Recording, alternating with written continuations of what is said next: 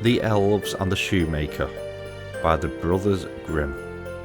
There was once a shoemaker who through no fault of his own had become so poor that at last he only had leather enough left for one pair of shoes. That evening he cut out the shoes, which he intended to make the next morning, and since he had a good conscience, he lay down quietly, said his prayers, and fell asleep.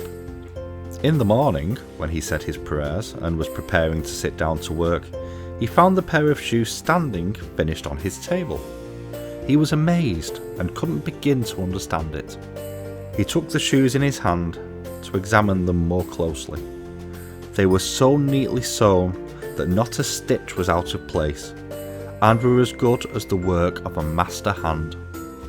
Soon after, a purchaser came in, and, as he was much pleased with the shoes, he paid more than the ordinary price for them, so that the shoemaker was able to buy leather for 2 pairs of shoes with the money.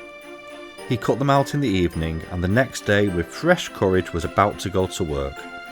But he had no need to, for when he got up the shoes were finished and buyers were not lacking. They gave him so much money that he was able to buy leather for 4 pairs of shoes. Early next morning he found the 4 pairs finished, and so it went on. What he cut out in the evening was finished in the morning, so that he was soon again in comfortable circumstances and became a wealthy man.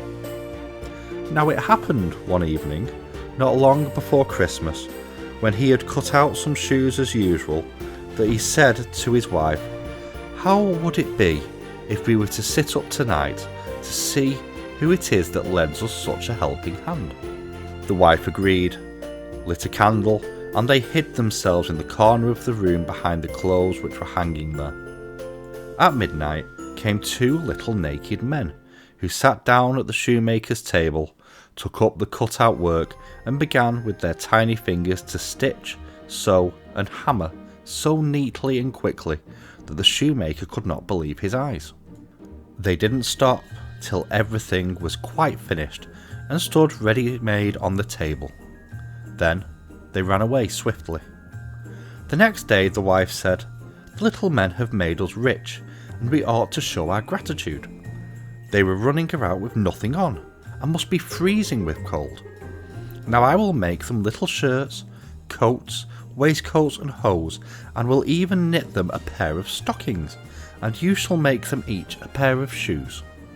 The husband agreed, and when evening came and they had everything ready, they laid out the presents on the table and hid themselves to see how the little men would behave.